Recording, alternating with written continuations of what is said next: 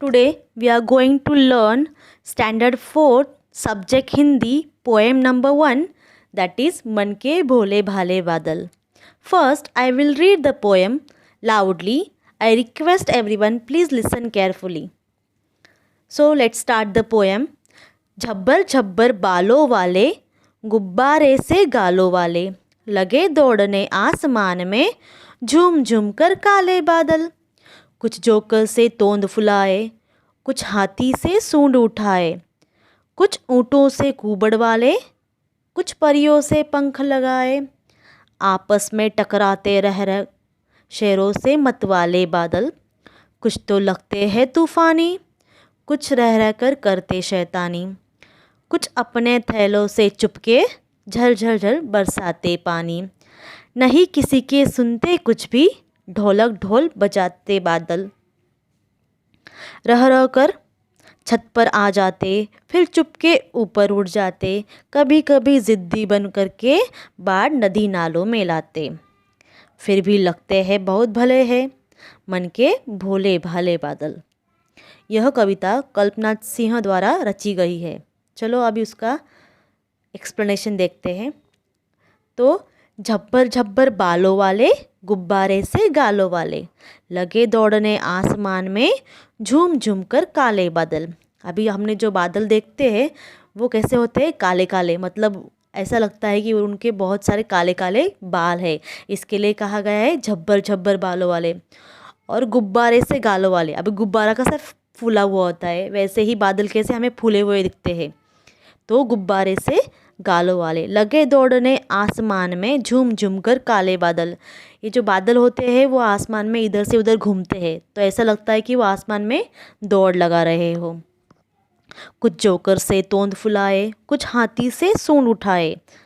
तो वो जो बादल होते हैं वो जोकर से तोंद का मतलब है जोकर का ये फूला हुआ पेट. तो कुछ बादल ऐसे दिखते हैं कि जैसे उन्होंने जोकर की तरह उसका तोंद फूला हुआ है, मतलब उसका पेट फूला हुआ है. आपको चित्र में दिख भी रहा है कि एक बादल जो है वो जोकर की तरह फूला हुआ दिख रहा है. कुछ हाथी से सूंड उठाए. कुछ बादल का तो शेप ऐसा लगता है कि जैसे हाथी अपनी सूंड उठा रहा हो. हाथी जब चिल्लाता है या वो गुस्से में होता है तो वो कैसे अपनी सूंड उठाता है, वैसे ही कुछ बादल हमें नज़र आते हैं. जब हम आसमान में देखते हैं, उसका निरीक्षण करते हैं तो हमें वो दिखाई देता है. कुछ ऊँटों से कुबड़ वाले. आपको ऊँट पता होगा, ऊँट को कैमल बोलते हैं. तो कैमल ऊँट का जो कुबड़ होता है, उठा हुआ उसका पीठ का जो भाग होता है.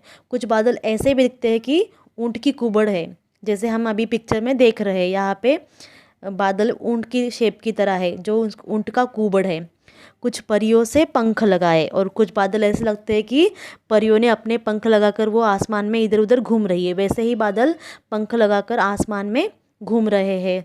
और घूमते घूमते वो आपस में टकराते हैं, और वो इधर उधर घूमते वो टकराते हैं रह कर. शेरों से मतवाले बादल. अभी शेर कैसा होता है, जंगल का राजा, वो कैसा मतवाला अपनी ही धुन में रहता है. वैसे ही ये जो शेरों से मतवाले बादल आसमान में अपनी धुन में रहते हैं.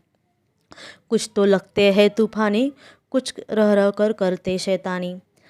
बादल को देख के डर लगता है, ऐसा लगता है कोई तूफानी आए, तूफानी बादल है. ऐसा लगता है कि अभी वो तूफानी लाएंगे, और वो तूफान लाते हैं तो ऐसा लगता है कि अभी वो शैतानी कर रहे हैं. अब क्या कर रहे हैं, शैतानी कर रहे हैं.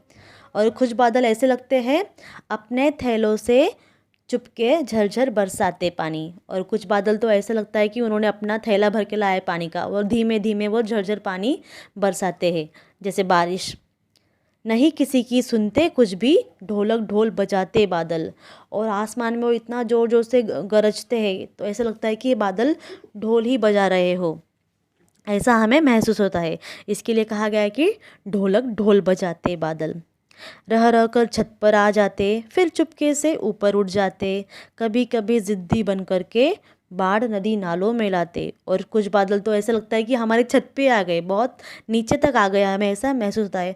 फिर चुपके से वो भाग जाते हैं, फिर ऊपर वो उठ जाते हैं.